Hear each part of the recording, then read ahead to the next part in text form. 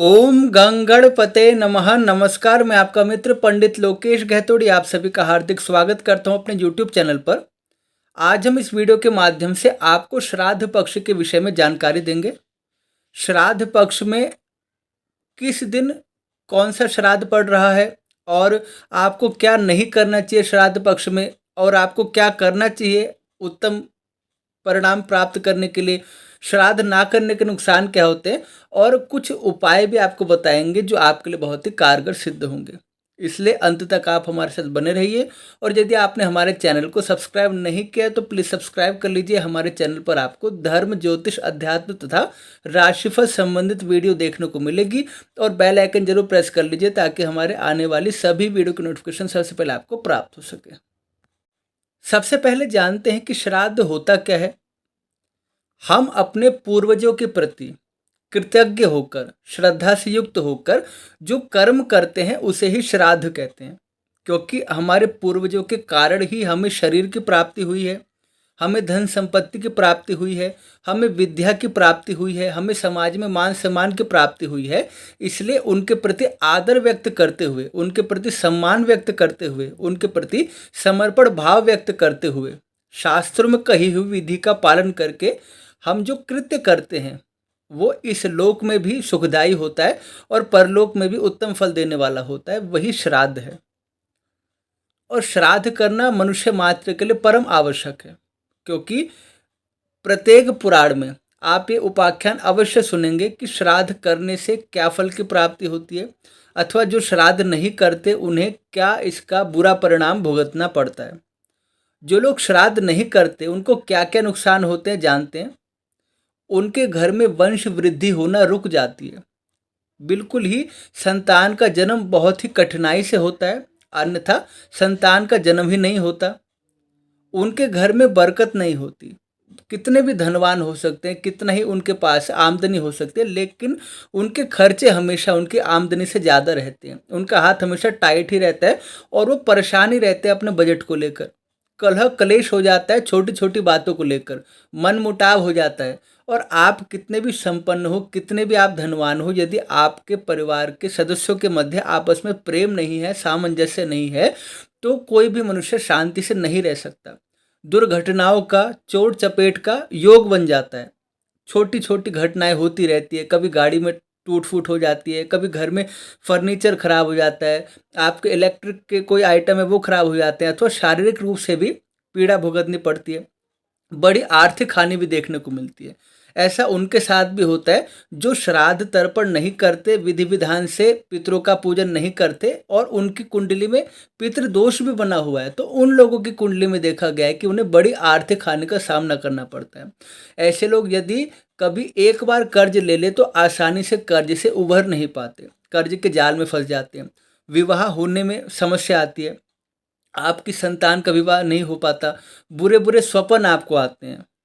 कभी एक आध बार सपन आपको आया तो समझ सकते हैं, लेकिन कुछ लोग ऐसी शिकायत करते हैं कि उन्हें अक्सर ही नकारात्मक सपने आते हैं, या ऐसे सपने आते हैं जो उनको अच्छे नहीं लगते। शरीर पर कुछ ना कुछ भार महसूस होता है, कुछ ना कुछ पीड़ा महसूस होती है। आप डॉक्टर के पास जाएंगे, आप अपनी जांच कराएंगे, उसमें कुछ नहीं आएगा, सब चीज़ नॉर्मल होगी, लेकिन आपको पता है कि आपको पीड़ा है, आपको तकलीफ है, और कोई भी मेडिकल साइंस में इसका इलाज नहीं ढूंढ सकता। नकारात्मक शक्तियों का प्रभाव भी बढ़ जाता है।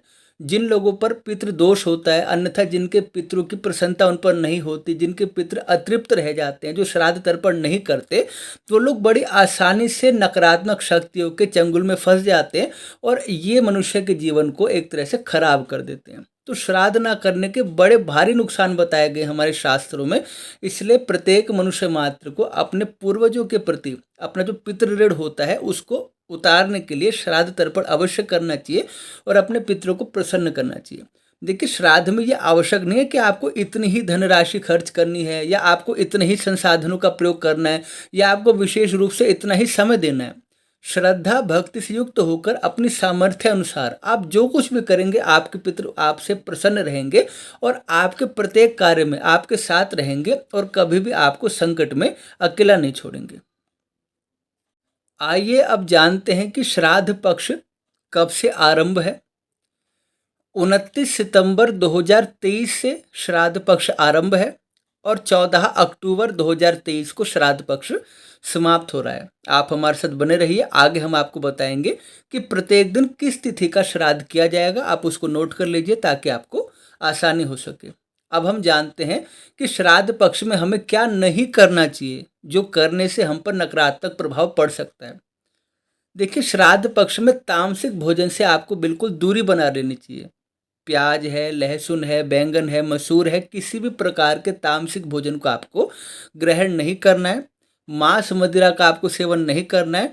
किसी भी प्रकार की टॉक्सिक चीज़ों से या नशे से आपको परहेज रखना है, क्योंकि ये पितरों को अप्रसन्न करता है।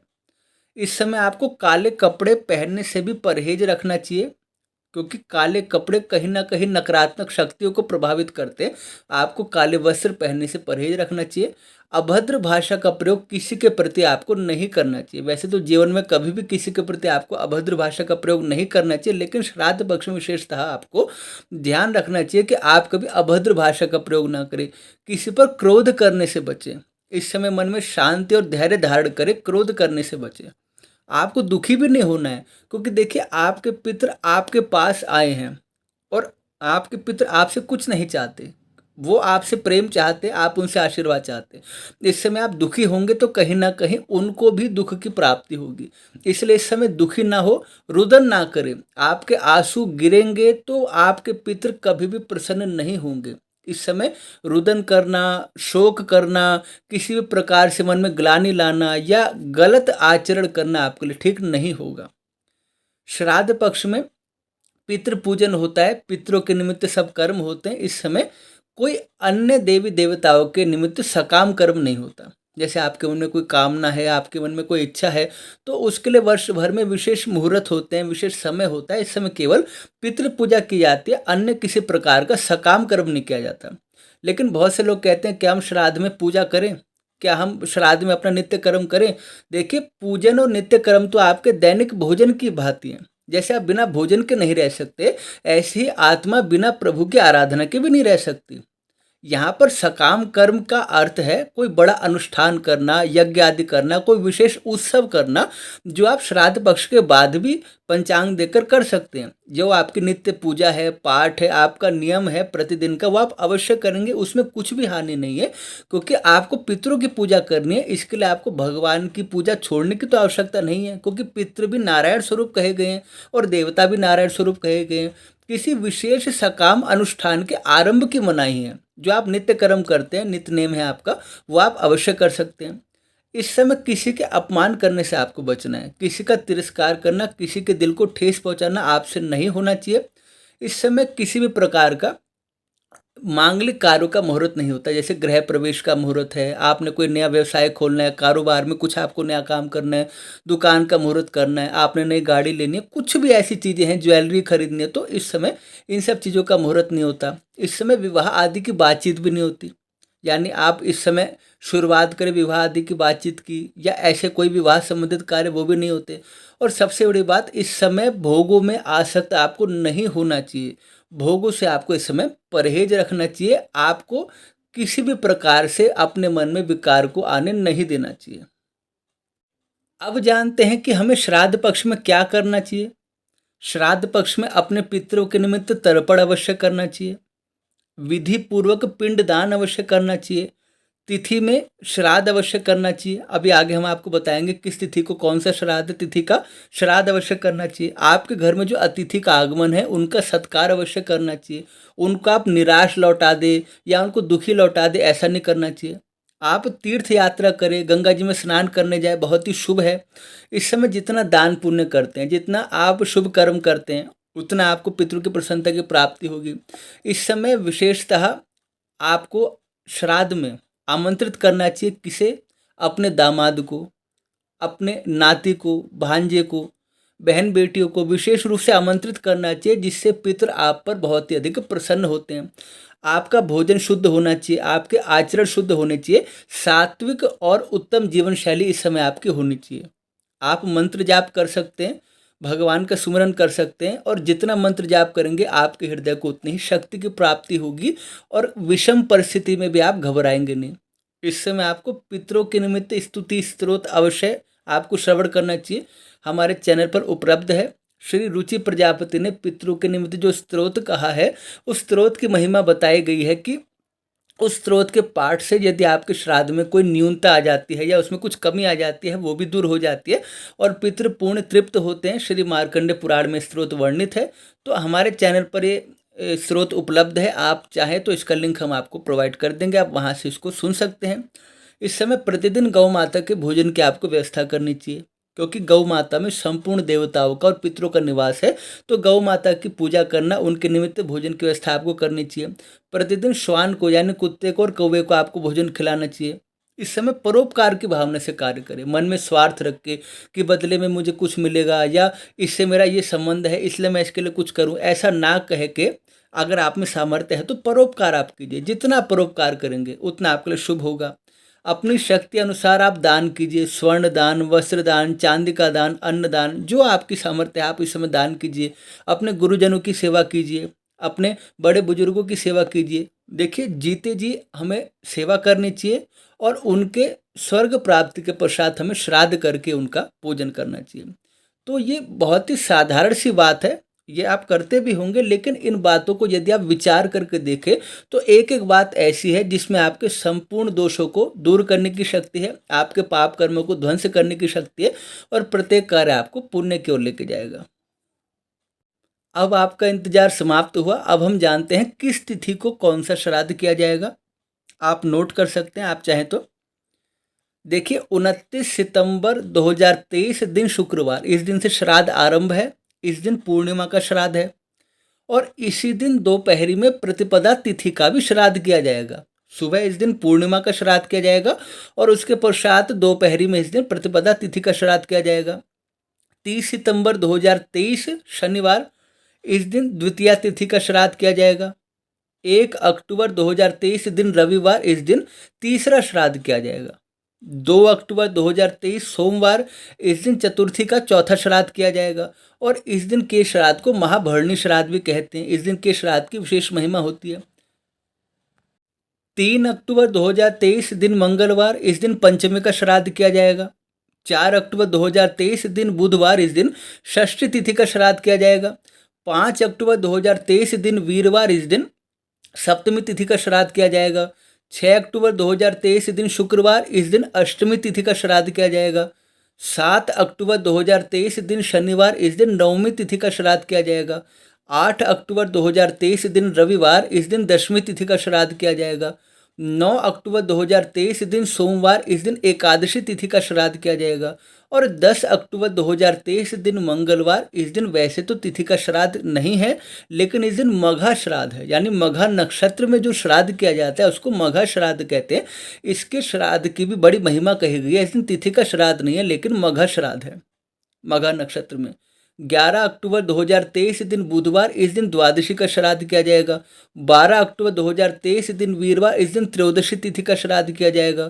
13 अक्टूबर 2023 शुक्रवार, इस दिन चतुर्दशी तिथि का श्राद्ध किया जाएगा। जो अपमरण मृत्यु होती है उनका श्राद्ध इस तिथि में किया जाता है।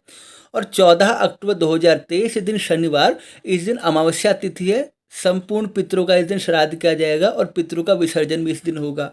यदि आप भूल गए हैं कि आपके पितरों की तिथि क्या है और वास्तव में आपको ज्ञान नहीं है, तो उन लोगों का भी श्राद्ध इस तारीख को हो सकता है, 14 अक्टूबर को, क्योंकि इस दिन अमावस्या को सर्व पितृ श्राद्ध होता है। तो इस दिन संपूर्ण पितरों के निमित्त श्राद्ध होता है और पितरों का विसर्जन होता है। अब हम आपको कुछ उपाय बताते हैं। श्राद्ध तर्पण तो आप करेंगे, दान पुण्य करेंगे, उसके साथ ही साथ इन उपायों को करके आपको विशेष बल की प्राप्ति होगी। कुंडली में काल सर्प योग है, राहु केतु का प्रकोप है, शनि की दशा अंतर्दशा है, पितृदोष है, तो संपूर्ण दोषों से भी आपको राहत मिलेगी। प्रतिदिन भगवान शिव जी का पूजन आपको करना है, शिव जी का जलाभिषेक करना है, पंचामृत से दुग्ध से उनको स्नान कराना है, बेलपत्र समर्पित करने हैं और भगवान शिव जी की आराधना करनी है। आपको वट वृक्ष की परिक्रमा करनी है और वट वृक्ष का पूजन करना है। पीपल के वृक्ष पर आपको कच्चा दूध समर्पित करना है। रविवार को पीपल का स्पर्श नहीं किया जाता और विशेषतः शनिवार को आप जा सकते हैं या रविवार के अतिरिक्त अन्य दिन भी आप कर सकते हैं। कच्चा दूध पीपल को आप समर्पित कर सकते हैं। प्रतिदिन पितरों के निमित्त संध्या काल में आप दीपदान करें। इस समय श्री हरिवंश पुराण का पाठ करना, महाभारत का पाठ करना बहुत ही शुभ माना जाता है।